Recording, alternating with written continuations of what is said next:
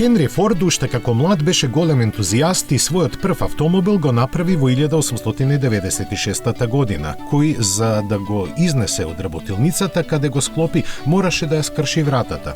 Тоа му беше првата лекција дека мора да внимава на деталите во работата, што понатаму ќе се покаже како клучно за успехот на марката која од секогаш важи за стожер на автомобилската индустрија.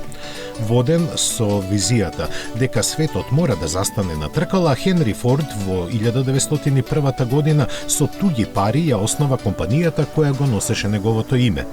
Но додека инвеститорите очекуваа брзо да им се поврати вложениот капитал, тој не сакаше да лансира на пазарот автомобил за кој сметаше дека е недоработен.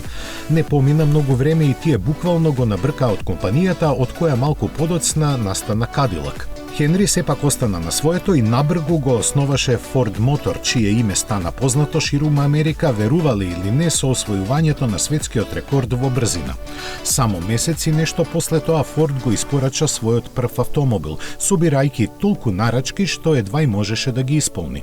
Тоа беше сигнал дека патот е добро трасиран и Хенри со својот тим се зафати со работа на автомобил кој според него ќе биде она што треба. Успеа дури и од 25-тиот обид, заради што беше означен со 25-та буква од абецедата.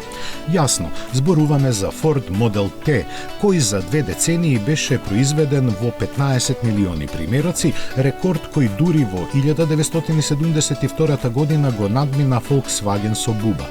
Каква улога одигра овој автомобил во обликувањето на човечкото општество не треба да се прераскажува. Исто како што не треба ни да споменеме што е Форд денес, 120 години после своето основање, кога и официјално започнува неговата нова ера со отварањето на Центарот за електрични возила во Келн. Во него се вложени $2 милиарди и ќе придонеси за целосна трансформација на марката во производител само на електрични возила.